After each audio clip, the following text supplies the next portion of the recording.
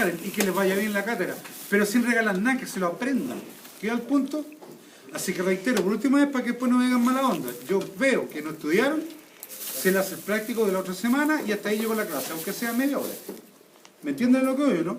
Porque si nosotros lo vamos a hacer, ustedes también tienen que ponerse las pilas. Ahora, no tengo duda de ustedes, pero nunca está de más un catalizador. Porque al final, si ustedes se han dado cuenta y se han dejado llevar, cabros, por eso le ha ido bien. ¿Estamos de acuerdo? Han cachado, le ha ido bien, eso es lo que no importa. Así que eso es lo único que se les solicita. El 3, la materia, leía. Ahora yo creo que le ha quedado harto en clase, pero léanlo y con eso van a estar al otro lado. ¿Estamos claritos, chiquillos, la regla del juego? No hay drama. ¿Qué vamos a hacer hoy día? Vamos a hacer un pequeño repaso. Voy a ir rápido en esa parte para terminar ojo y oído, y esa es la materia teórica. ¿Queda claro?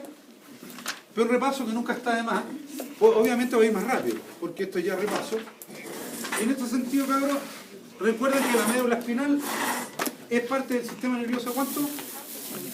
Central, no periférico, porque central, escuchen porfa, central es todo lo que está dentro de estructuras óseas. El encéfalo corresponde al cerebro, estoy repasando, el tronco encefálico, ¿pero dónde está eso? En la cavidad craneana. Y todo lo que está dentro de la columna vertebral, ¿se acuerdan? Es lo que se llama la médula espinal. ¿Y dónde nacía la médula espinal, rápido? ¿Dónde nace? ¿Dónde nace? ¿Cómo? En el foramen magno. ¿Por qué bajo? En el agujero magno, ¿cierto? No andan en dos patas, no me vengan con cosas, son los humanos.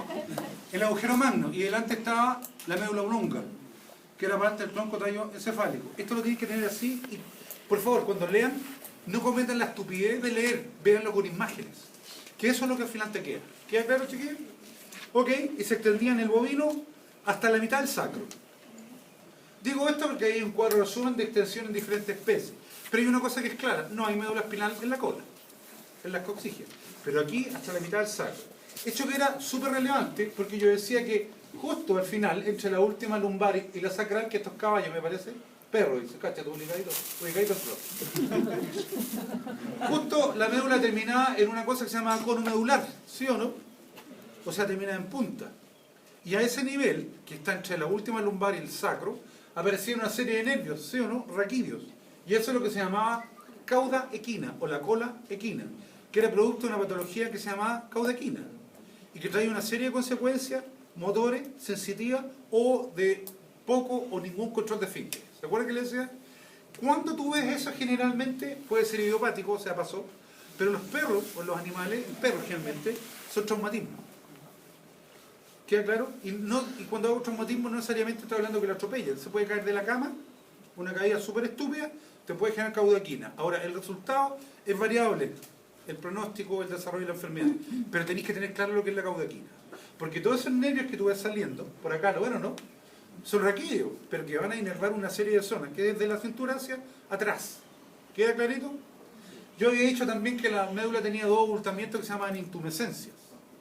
Eso los que no vinieron se lo conseguirán, ¿eh? Y que tenían que ver con qué, con una cosa que se llama plexo braquial y plexo lumbosacro. Y los plexos eran una gran cantidad de nervios que habían a nivel braquial y lumbosacro porque la gran cantidad de músculos, ¿sí o no? Que habían ahí. Y esto es una típica médula que yo le decía, aquí encontramos nosotros. Esto es repaso. Esto es la cauda, ¿se acuerdan? Aquí se ve la cauda equina. ¿Estamos? Yo insisto, esto es repaso, por eso. Y esto es lo clásico que yo le decía, la médula espinal tiene un surco arriba y abajo. No entran los nombres, el otro semestre lo vamos a expandir, ahora no. Pero tenía sustancia blanca por fuera y gris por dentro. Y yo le decía que cuando hay sustancia gris, ahí se producían cosas. ¿Se acuerdan o no? La sustancia gris era algo se generaba. Y yo le daba el ejemplo. Esto es una sustancia columna dorsal, ventral y lateral de la blanca. Yo le decía que la blanca y la gris están unidas por unos puentes que se llamaban comisuras. De sustancia gris y sustancia, ¿cuánto? Blanca. Pero aquí hay un hoyo que se llama canal del epéndimo o canal central de la médula espinal que tiene líquido céfalo raquídeo, que venía del cuarto ventrículo. ¿Sí o no? Por lo tanto, ahí el líquido céfalo raquídeo. Pero tú no sacáis líquido céfalo raquídeo de la columna de ahí, pues. Por si acaso se llama así, peor la médula espinal. ¿Estamos? Ahora, pero yo le decía que aquí había unos nervios. Y el nervio raquídeo es esto, que nacen o salen por los agujeros intervertebrales, salvo el atlas y el axis, que tienen agujeros vertebrales propios. ¿Se acuerdan o no? ¿Y por qué era tan importante? Porque en realidad un nervio raquídeo está compuesto por dos cosas. Una rama dorsal, o sensitiva, y una rama ventral, ¿o cuánto? O motora. Y esta rama, cuando sale, para que me entiendan ustedes, cuando salen del agujero, se abren así. Y rodean la zona a la que les toca. ¿Se entiende lo que es? Porque van por zona, por desmotomas que se llama. ¿Queda claro? A lo que hoy, un dolor aquí no es de un nervio cervical. Es que parece tan obvio, pero no es. ¿Queda claro? Cuando hablamos de nervios raquídeos, que era distinto a un ejemplo clínico que yo les di, que ya vamos a ver. Y yo les dije, que se lo expliqué, que antes de seguir, que en realidad esto fue una explicación poco académica, pero sí, ¿verdad? Yo le dije que en el fondo la médula espinal era un tubo lleno de alambres, ¿sí o no? Alambres que conducían señales y alambres que venían. Unos llegaban hasta acá, saliendo, y el mismo venía entrando otros, ¿sí o no? Y así que hasta que llegaba a la zona lumbar. ¿Se acuerdan que dije eso?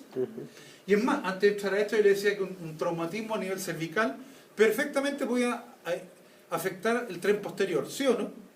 Siempre y cuando ese traumatismo comprimiera o lesionara, ¿cuáles fibras? Aquellas que van al tren posterior, ¿se acuerdan? Y eso era compresión medular. ¿Estamos? Por eso las compresiones medulares tienen diferentes características clínicas, depende de lo que tú comprimes. ¿Queda claro? Si es por arriba, si es por al lado, si es por abajo, si es por al lado y abajo. ¿Me cachan a lo que no?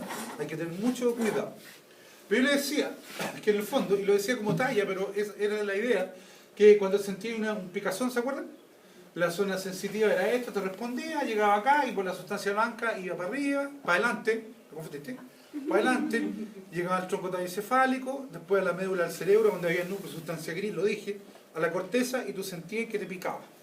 Pues yo le dije que en la corteza está todo el cuerpo mapeado, ¿sí o no? Y tú en la corteza pensabas, y en la corteza mandabas una emisión para rascarte, y salía, venía de vuelta, ojo, y salía por esta rama, pueden ser varias, ¿se entiende? Pero para el ejemplo, y salían los músculos que te rascan y te rascan. ¿Se acuerdan o no? Y eso es básicamente lo que era. Y después le decía, ahí el ejemplo clásico del perro, ¿se acuerdan o no?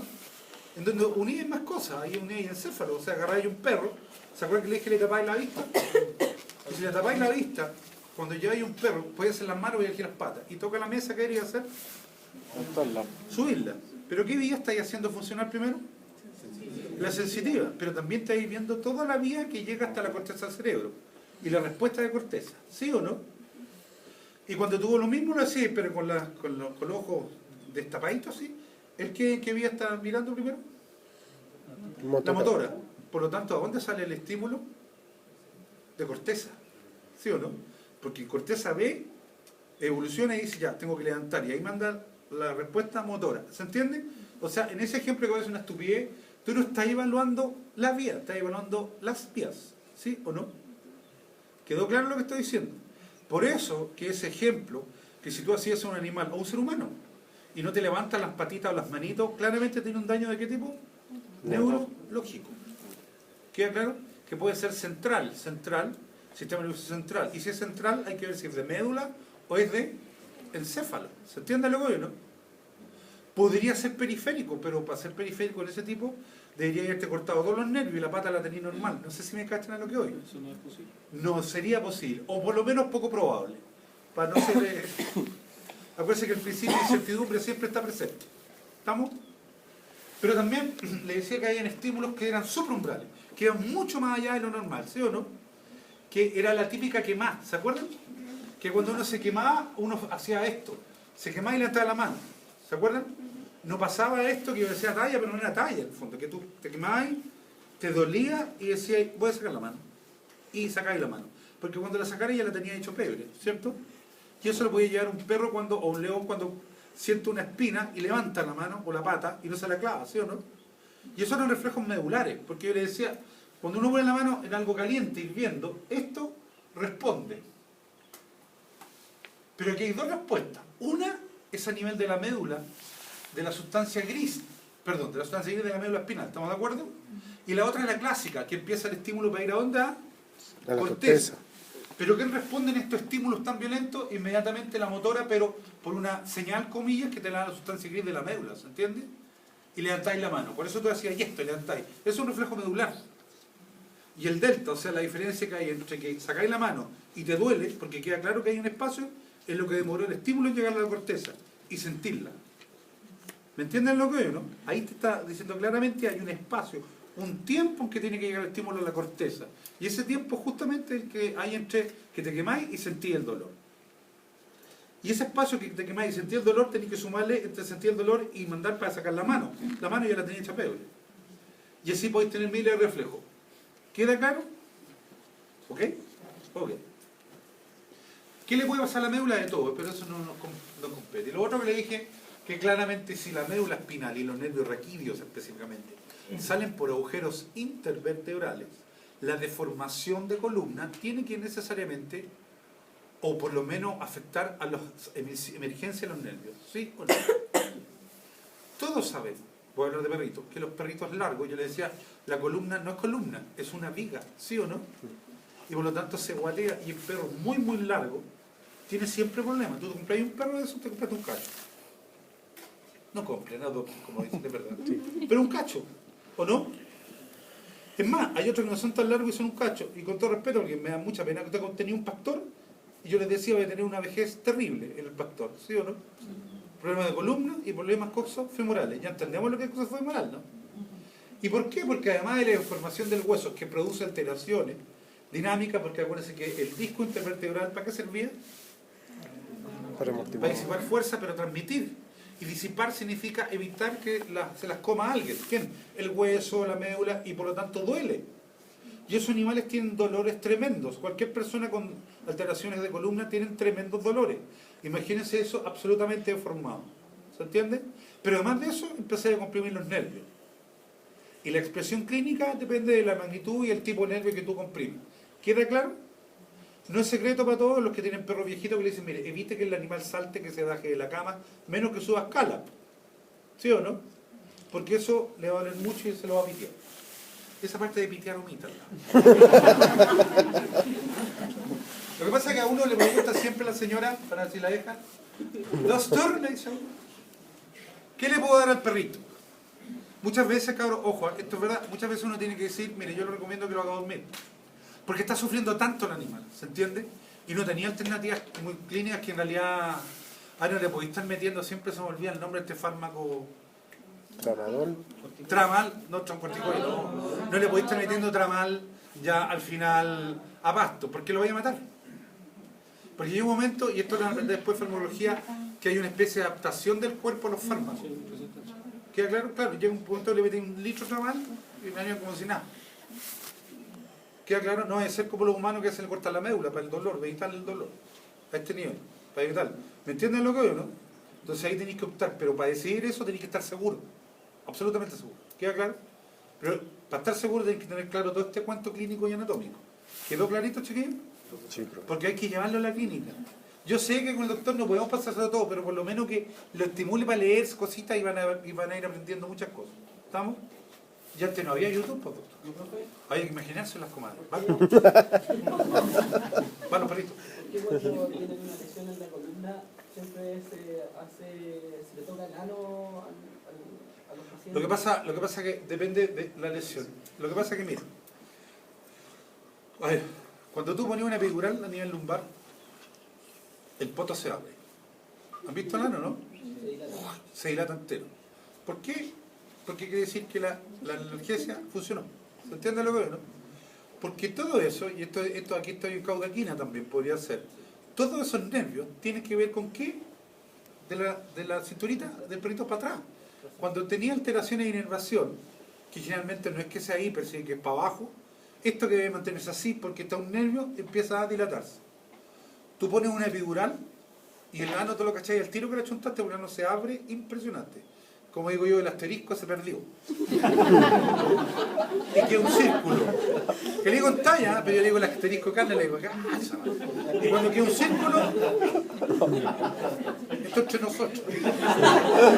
Y cuando queda un círculo, la epidural está bien.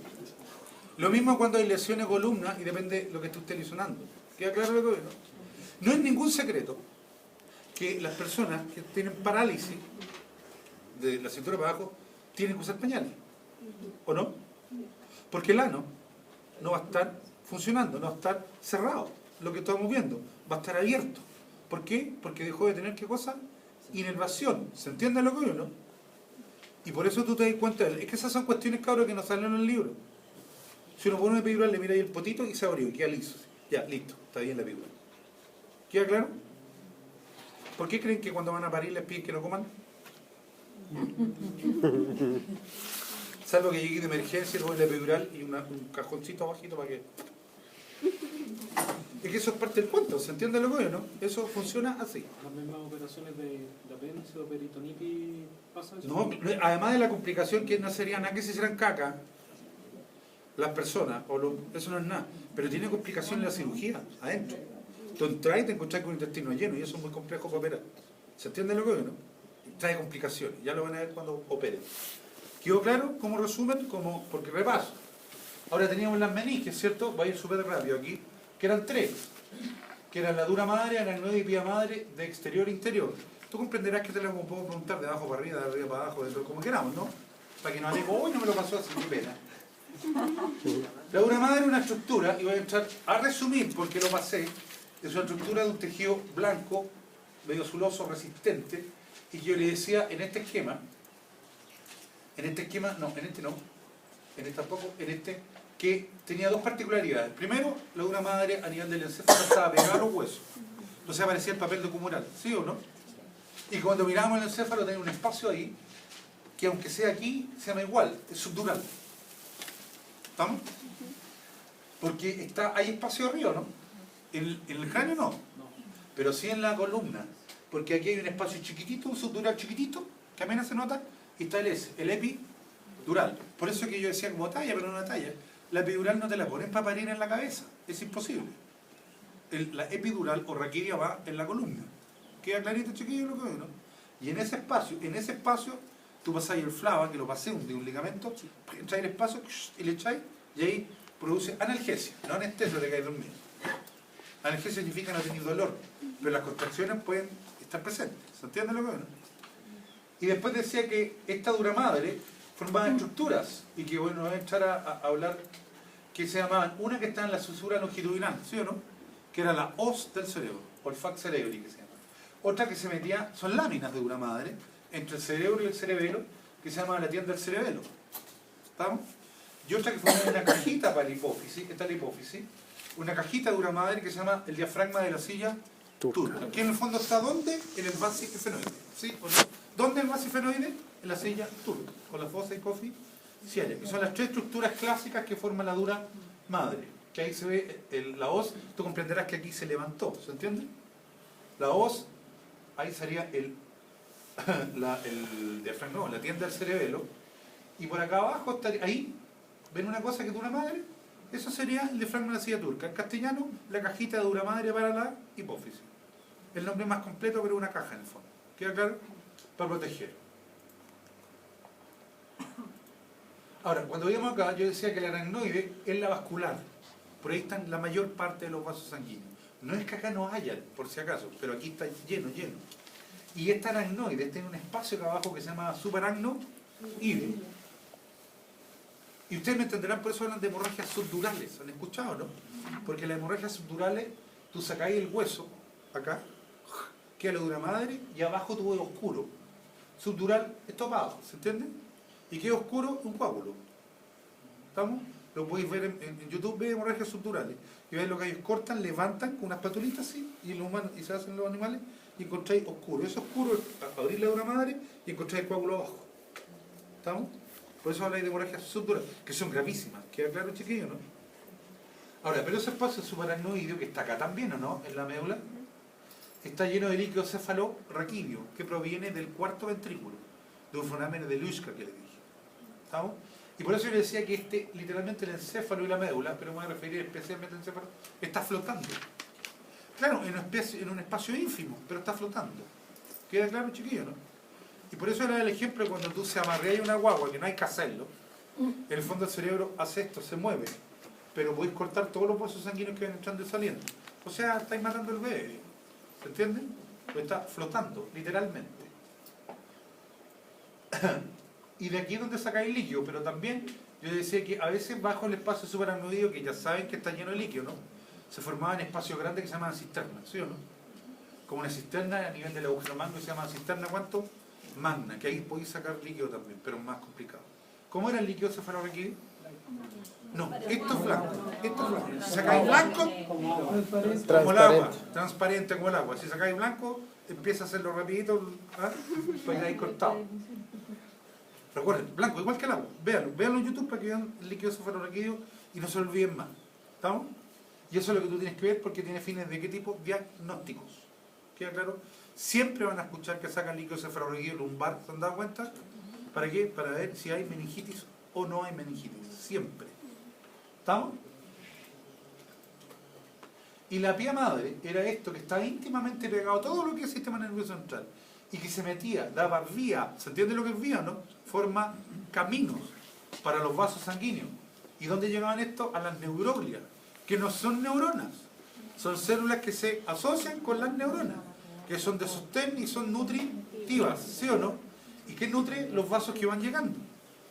Por eso que yo le decía, cuando hay meningitis se inflaman todas y comprimen todos los vasos, y comprimen esto también. Y las consecuencias van desde cero, depende de la gente, hasta la muerte. Y muchas veces mejor que se muera, porque queda con profundas secuelas neurológicas y motoras. ¿Se entiende lo que viene? Por lo tanto hay que tener mucho, mucho cuidado. Siempre es grave. ¿Estamos claros, sí o no? Así se ve, obviamente, un esquema, así se ve la médula con dura madre. ¿Se entiende? Esa es la dura madre. ¿Estamos? Aquí, para que entienda usted, aquí abrieron la dura madre y vean la emergencia del nervio raquídeo, ¿lo ven? Así se ve, clarito. Aquí el tipo lo que está haciendo, quiero que vean, ¿qué creen que está haciendo para extraer líquido cefalo? Raquídeo. Así se extrae. ¿Estamos? Ojo, extraer líquido cefalorraquídeo, lo único que tenéis que hacer es hacerlo con cuidado, lento. ¿Estamos? Para no seguir de largo y pitearte la médula. Detalle. ¿Ah? Pero lento. Y después van a aprender que no solamente se ponen así las epidurales, se ponen así o se ponen así, después van a aprender en los perros. Ya van a aprender ese cuento, pobres perros. Los pares craneanos, voy a ir rápido porque lo pasé, insisto. ¿Cuántos pares eran? 12. 12. Habían unos sensitivos y habían unos motores. Y había unos mixtos. El primero, voy a ir súper rápido, voy a nombrar nomás el par y tal. El otro lo tengo que estudiar, pero lo pasé. El primer par era el olfatorio, que era absolutamente sensitivo y tiene que ver con el cornete medio. ¿Sí o no? Que ahí están las terminaciones nerviosas olfatorias. Pero uno, ¿con qué olía, dije yo? Con el cerebro. Uno recepciona en esta estructura. ¿Estamos? Y estas son unas neuronas muy particulares porque son capaces de regenerarse. Que no es común, ¿sí o no? Porque a uno le enseñan las neuronas no se regeneran, ¿sí o no? La única que Esas, pero ahora unos japoneses descubrieron otro. Pero eso para estar en la Pero onda. nosotros Esta, no. esta, claro. Esta. Lo cual es un hecho importante. El segundo par, ¿cuánto se llamaba? El óptico, que era absolutamente sensitivo. Y yo le decía, el óptico no tiene con esto, el globular, que lo vamos a ver hoy día.